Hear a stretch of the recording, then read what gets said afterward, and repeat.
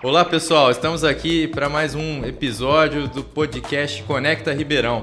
Primeiramente quero agradecer a equipe do Conecta por ter nos convidado mais uma vez para estar aqui batendo papo com pessoas importantes da nossa cidade que vão falar sobre problemas de Ribeirão Preto, expectativas e perspectivas futuras para a nossa cidade. E o convidado de hoje é meu amigo, meu parceiro, professor, arquiteto José Antônio Lanchotti. Seja bem-vindo, Lanchotti. Obrigado, Daniel. Obrigado pelo convite da Conecta, essa possibilidade da gente estar falando um pouco sobre Ribeirão Preto e o que a gente tem feito aí nesses últimos anos dentro da prefeitura.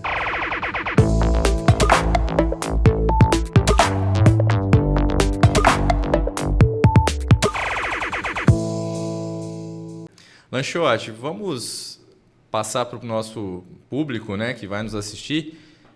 Como que você entrou na prefeitura? Quantas leis de parcelamento, quantos planos diretores você passou até 2023? Putz, Daniel, quando eu entrei na prefeitura, eu não tinha cabelo branco.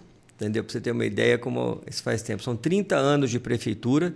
Né? Eu entrei quando a prefeitura estava iniciando o primeiro plano diretor, lá em 95. Eu entrei em 94 e a lei foi aprovada. Só uma curiosidade, quantas mil pessoas tinha em Ribeirão Preto naquela época? Em torno de 500 mil nós tínhamos, né? Menos até, de uns 400 mil pessoas. Né? Então, uma cidade que cresceu muito de lá para cá.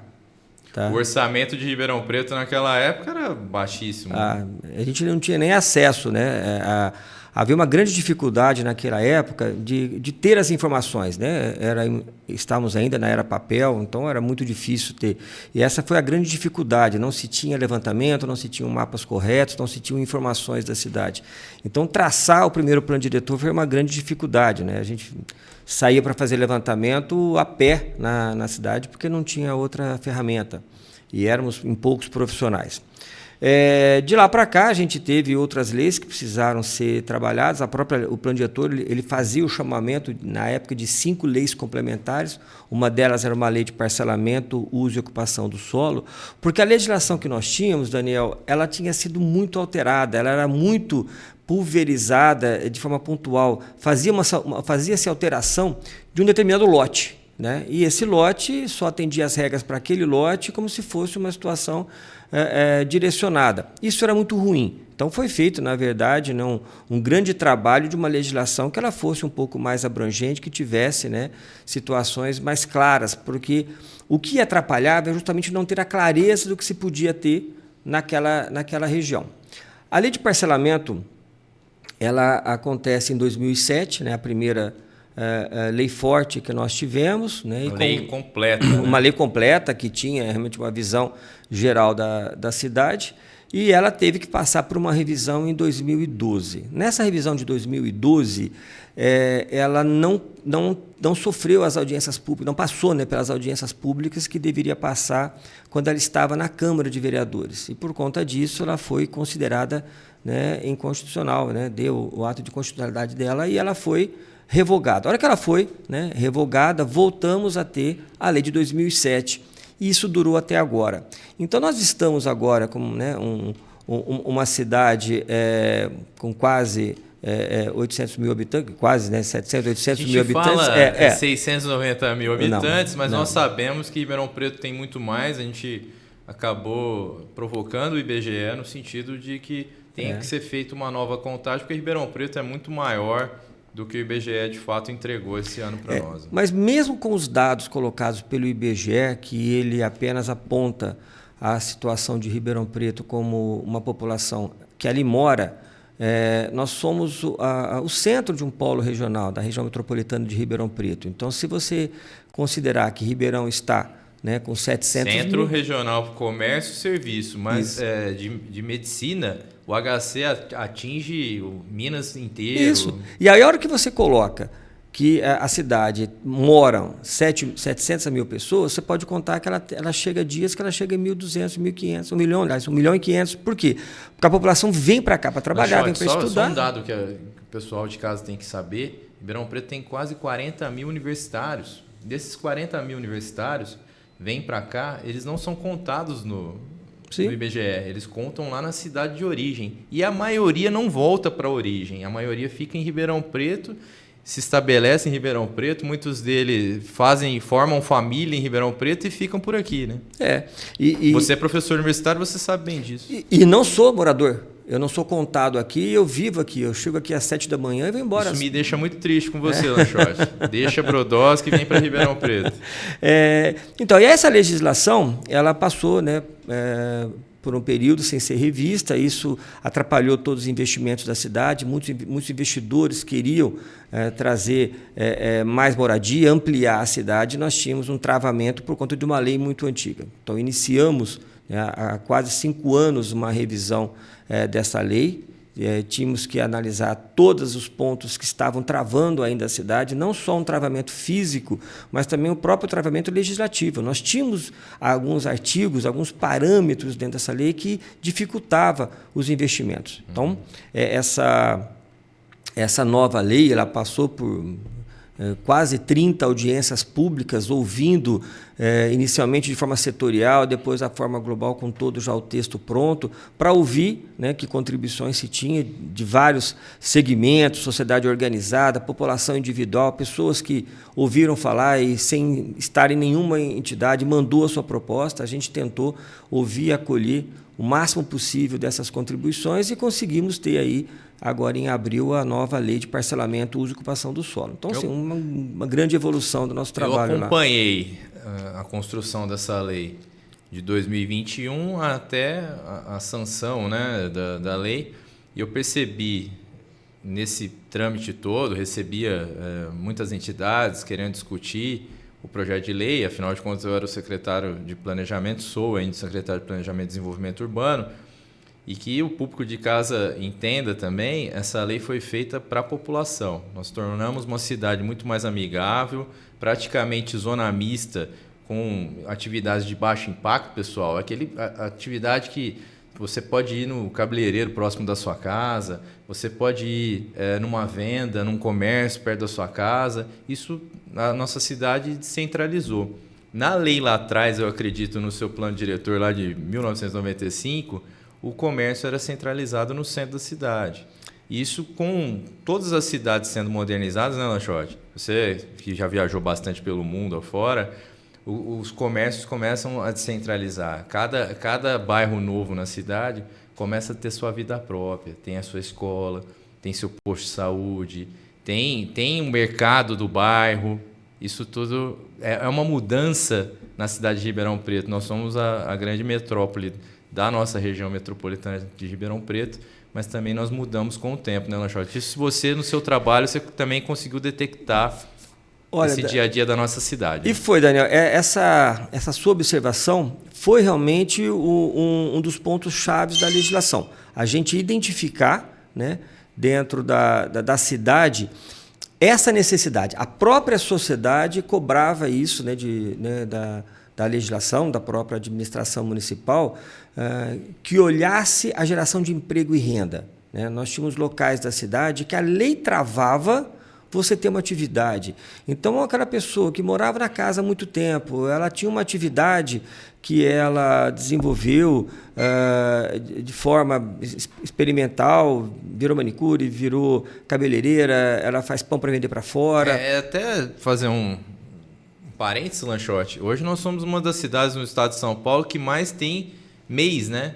Microempreendedor individual.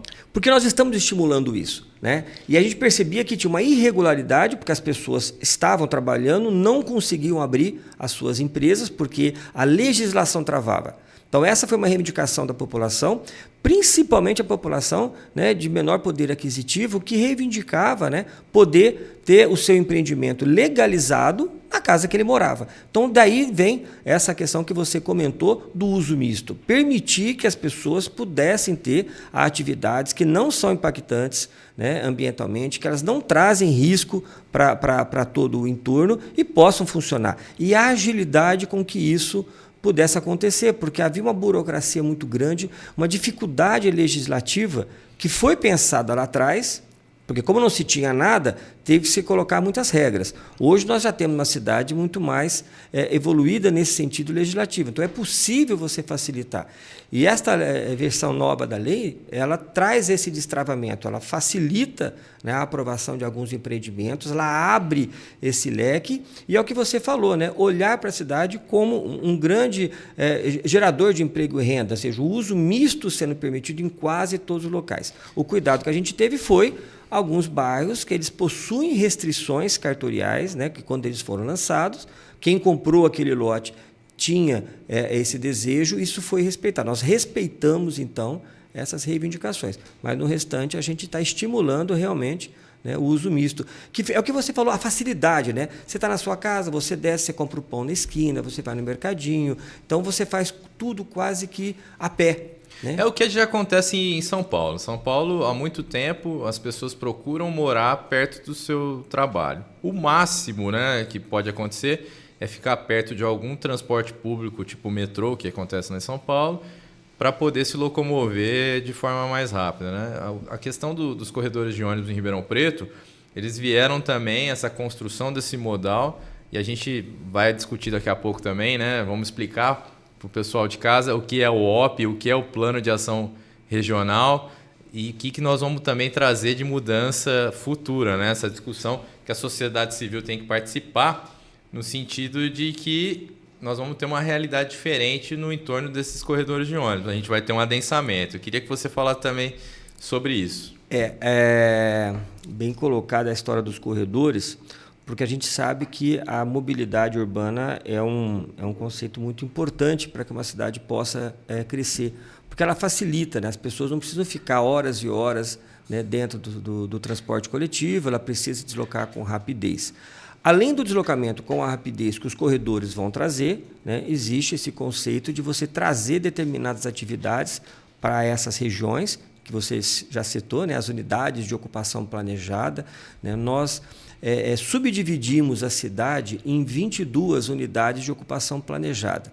Essas unidades, a nossa proposta agora, com os estudos que a gente está iniciando, que é uma proposta nova, nós vamos levantar, né, o que se tem e o que não se tem em cada uma dessas unidades. Né? O que tem equipamento público, se tem o transporte com facilidade, se tem moradia suficiente para quem deseja morar naquele local, se há uma compatibilidade entre a quantidade de moradia com os equipamentos, onde é que são os comércios mais próximos, identificar a chamada centralidade, né, onde se concentra as principais atividades. Com isso tudo, nós vamos possibilitar identificar as fragilidades do local. Então, assim, eu tenho muita residência, não tenho trabalho, então nós temos que estimular trabalho. Tem locais que eu tenho muito trabalho, mas tenho poucas moradias, então eu preciso estimular a moradia. Tem locais que tem muita gente morando, mas eu tenho poucos equipamentos públicos, eu preciso investir em equipamentos públicos. Então, na hora que a gente identifica onde está a centralidade do bairro, muitas vezes a população escolheu, ela decidiu essa centralidade, tá?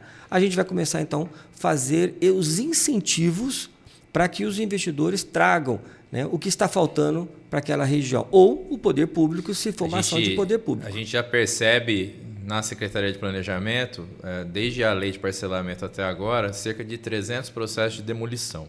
O que são esses processos de demolição? São bairros mais antigos da cidade, em que um empreendedor já pede a demolição e ele vai transformar aquele prédio ou aquela casa mais antiga num comércio mais robusto ou numa prestação de serviço, ou mesmo edificar um prédio. E aí você começa a ter uma revitalização da cidade como um todo. Eu brinquei com você que em 1995 o comércio de Ribeirão Preto era mais focado no centro da cidade, em algumas avenidas pontuais na nossa cidade, e agora mudou de figura. Mas a nossa preocupação grande, né, Lanchotti? Eu já te escalei para isso, para a gente fazer o plano de ação regional do centro de Ribeirão Preto expandido, no sentido de revitalizar aquele centro. Toda cidade grande do Brasil ou do mundo, ela começa a revitalização dela pelo centro. E a gente acredita que ali possa tornar um centro da cidade mais amigável, trazer mais pessoas para morar no centro e revitalizar ainda mais e dar força para o comércio, ainda mais com aquela malha viária que vai ficar pronta no ano que vem, dos corredores de ônibus. Eu tenho um amigo, um assessor, né? Ele comentou comigo segunda-feira, disse que teve com o irmão reclamou, né, que o trajeto dele de carro demora mais agora com a construção dos corredores de ônibus. Mas que o pai dele pega o ônibus e vai para o centro em 6 minutos, antes demorava 30. Então é aquela questão, pessoal, a gente tem que melhorar esse fluxo também para as pessoas, mas o transporte público começa a atingir quem mais precisa, que é o transporte coletivo. Isso deixa a gente muito feliz e envolve também a questão do planejamento, né, Lanchotti? Olha, envolve. E outra coisa interessantíssima que as pessoas já devem ter percebido é a quantidade de ciclovias que nós estamos tendo na cidade. Eu estive em 2019 na cidade de Copenhague, né? Tive uma reunião lá com a prefeita de Copenhague para entender um pouco o que aconteceu com aquela cidade. Que é inteira interligada de ciclovias, tudo, né? Todo mundo usa bicicleta naquele local, pode estar garoando, pode estar chovendo, pode estar sol, todo mundo usa bicicleta. Só que eles começaram com esse pensamento na década de 70. Desde a década de 70, tá, a prefeitura começou a olhar que não dava mais para estimular o veículo motorizado, porque a projeção, né, os prognósticos que se tinha da situação, que se fosse mantido o incentivo ao veículo particular, a cidade ia chegar a um dado momento que ela iria parar. Tá? Então, todas as cidades do mundo que começaram a investir no transporte coletivo, no transporte de massa e, né, na ciclovia, foi porque teve esse olhar de futuro que ou tomamos agora uma decisão. Tá? Então, grandes obras que foram feitas, né, aqui em Ribeirão Preto, eu me lembro quando a gente começou a estudar o viaduto da Condeixa. Tá? Todo mundo achou um absurdo fazer um viaduto daquele tamanho na Condeixa. Tira o viaduto hoje, né? Como que ia ficar esse... Porque as pessoas falavam, mas ninguém usa a Condeixa. Realmente, quase ninguém usava a Condeixa, porque você ia chegar na Francisco Junqueira, ia ter uma dificuldade de fazer o retorno para depois subir a de Derixen. Agora, aquele viaduto foi pensando, né, na Independência, que já estava sobrecarregada e era a única ligação direta, né, de uma região da cidade para outra. E hoje, para quem passa no Condeixa, está vendo que demorou demais aquele viaduto.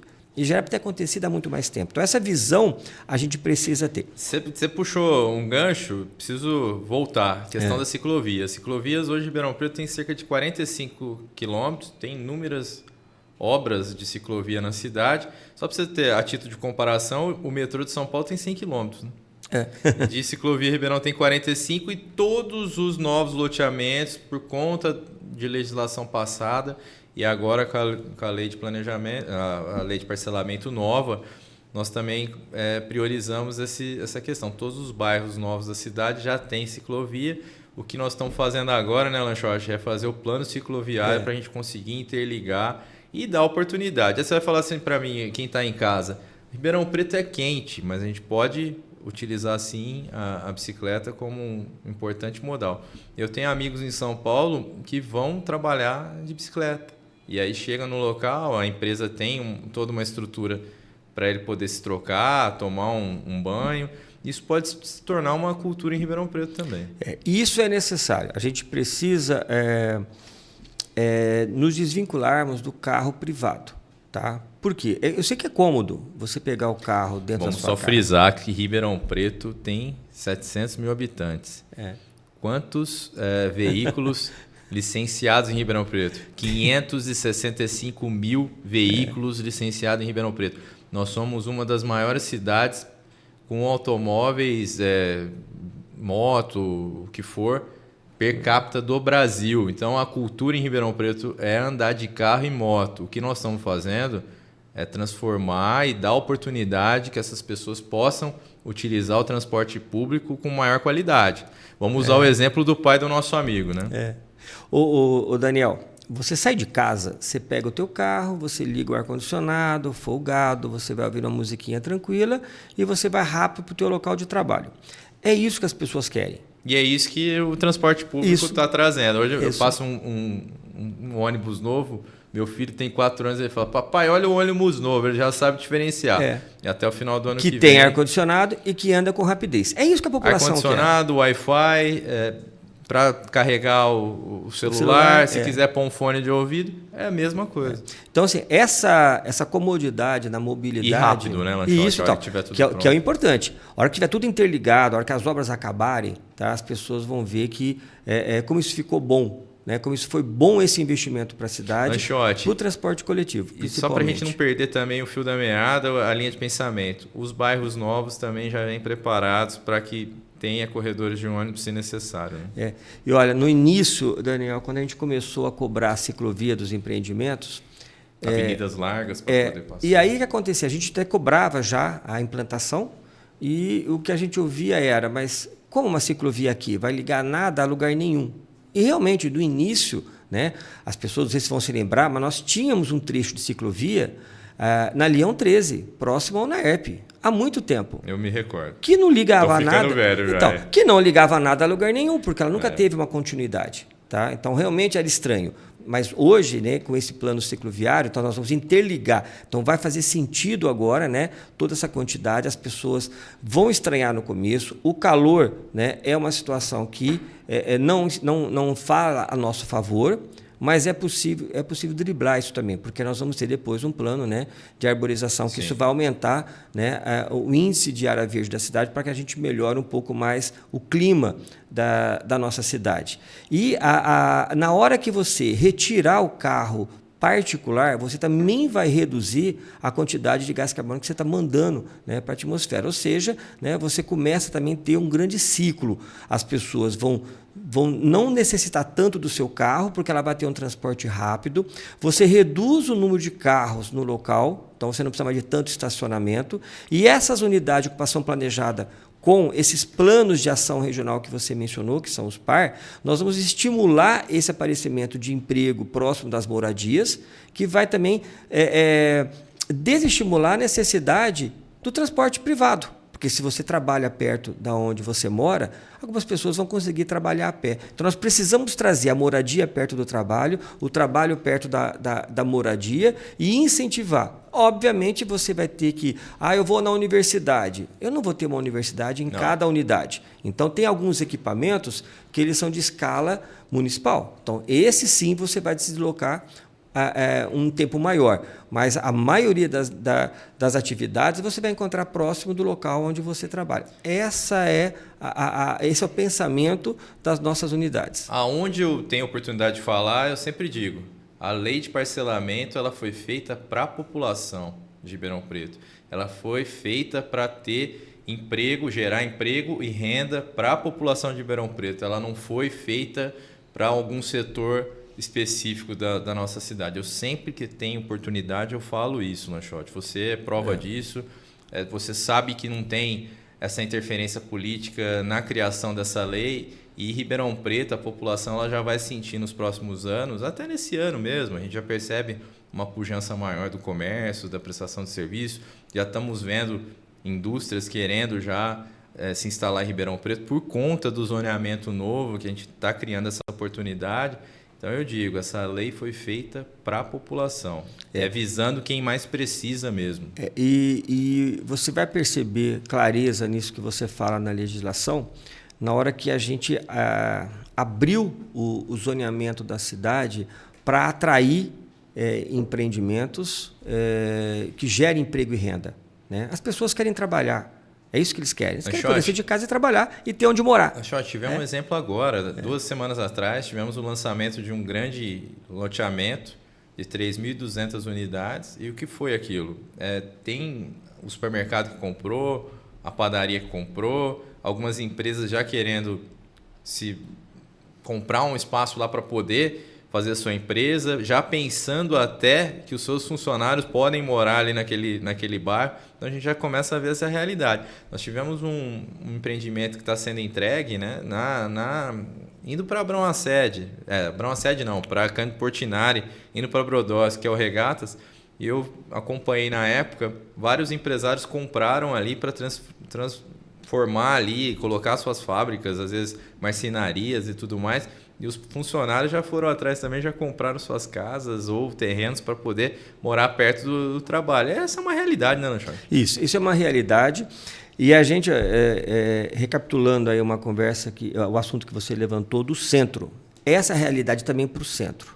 No mundo todo, a área central ela está carregada de uma energia do início da cidade, né? Ali sempre foi, né? O centro sempre é o início. Em né? Ribeirão Preto, você não nasceu em Ribeirão Preto. Minha mãe, quando chegava para mim, falava: filho, vamos na cidade. A cidade era o centro de Ribeirão Preto.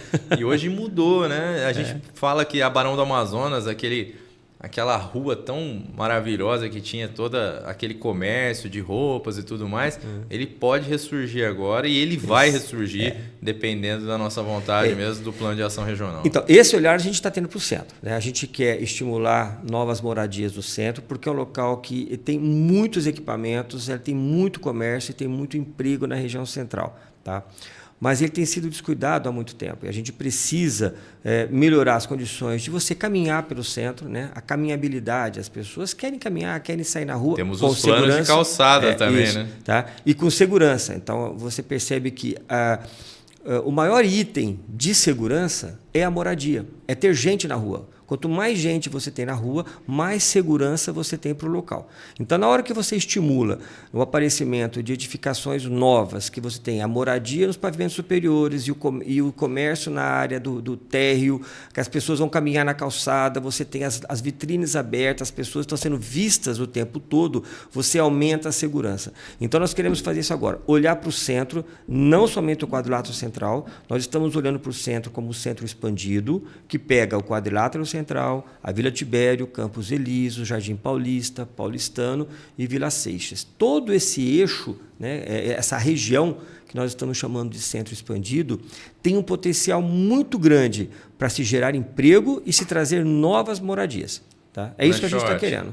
Você sabe bem disso, a gente pode falar para quem está nos assistindo aqui do podcast, essa lei veio para planejar, e o nosso governo fez isso, para planejar os próximos 10, 20, 30, 40, até 50 anos. A gente sabe que vai ter novas leis aí para frente, mas você sabe que a gente fez esse planejamento com tanto cuidado para a nossa população. Isso te dá muito orgulho de ter participado junto com a gente? Olha, dá, Daniel, porque do plano diretor é o segundo, lei de parcelamento já é a terceira que eu trabalho e várias outras leis avulsas. Né? A gente sempre pensou nisso, de você ter um grande guarda-chuva, que é o plano diretor, né? E nesse guarda-chuva, né, nós abraçamos, nós protegemos diversas leis complementares que vão fazer o desenvolvimento para a cidade. E esse olhar, né, para o futuro, ele é necessário. Essa lei de parcelamento, ela traz uma grande inovação, que é o chamado cidades inteligentes, né, Smart City. A gente já está trazendo diversos conceitos que têm este olhar da cidade cognitiva, que você tem aí geração de Wi-Fi para vários pontos da cidade, que você consiga utilizar, né, a cidade com um celular. Todo mundo tem um celular hoje, tudo é feito pelo celular. Então, essa visão a gente já está colocando. Os ônibus já têm Wi-Fi. Os ônibus já têm. Nós vamos agora instalar o Wi-Fi em diversos pontos da cidade, em várias praças nós vamos ter o Wi-Fi. É o nosso projeto do Banco CAF, Banco Andino de Fomento, já está liberado o recurso. Vai ter toda essa questão do cidade inteligente também, investindo não só em Wi-Fi, mas também em câmeras de segurança. Né, Jorge? E é interessante que as pessoas estão vendo isso, né? A prefeitura está fazendo praças em vários pontos da cidade, então não está concentrado num local só, não é só no centro, não é só na Zona Sul, não é só na Leste nem na Oeste. Você vai encontrar investimentos como os corredores, né, do Ribeirão Mobilidade, como as praças que estão sendo requalificadas em toda a região. É esse olhar em toda a cidade, não apenas para uma direção. Agora, o que é importante que você fala é a continuidade deste pensamento. Tá? Aquilo que eu vi lá em Copenhague, né, que teve um plano traçado em 70 e ele conseguiu já ter efeitos em 90 ou nos anos 2000, ou seja, 20, 30 anos depois, é porque houve um pensamento traçado em 70 e um planejamento que ele teve uma continuidade de pensamento. Tá? Não ficou se mudando no meio do caminho, porque a mudança faz você retroceder. Então é importante que você tenha essa visão e que dê condições de continuar essa visão. Tá? Eu acredito, Lanchotti, além disso, dessa continuidade do planejamento, também fazer o que nós já fizemos, né? Acabou aquele coronelismo, 1, 2 ou 3 empresários que mandam no planejamento da cidade, vai para onde eles queriam, e hoje a gente democratizou, tem vindo empresas de fora, as empresas daqui também têm oportunidades, mesmo porque as empresas daqui também acabam indo para outros lugares, né, Lanchotti? Tem outras cidades que elas acabam empreendendo.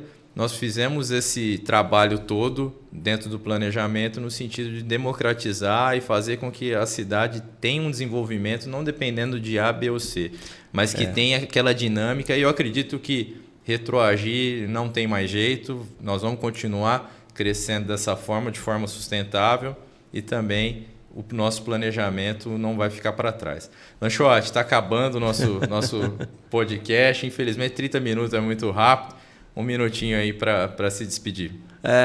Bom, queria agradecer essa oportunidade, né? Eu tenho um carinho. Eu apenas não durmo em Ribeirão Preto, tá? Durmo lá em Brodowski, mas na verdade vivo aqui na cidade, tenho um carinho muito grande por isso. 30 anos na prefeitura e eu fico muito feliz de poder ver as coisas acontecerem, né? A gente já teve em muitos momentos que na doce e morria-se na praia, as coisas não andavam, não caminhavam. Então, quando você vê as coisas acontecendo, você vê o teu planejamento, né? Que é a minha profissão, né? Nessa área de planejamento, então antever o que vai acontecer antes, né? A hora que você vê isso saindo do papel e se tornando realidade, é um prazer profissional muito grande.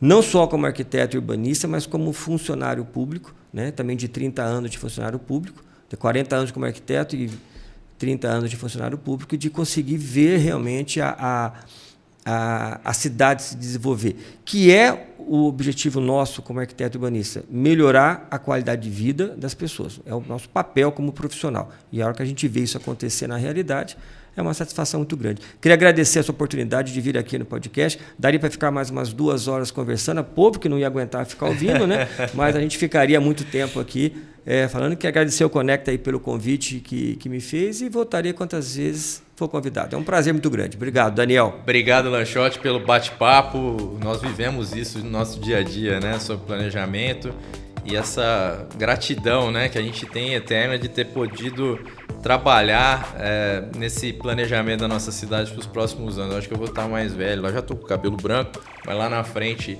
vou dizer, a gente trabalhou e desenvolveu. Ribeirão Preto vai ser a grande joia do interior de São Paulo, né, Lanchotti?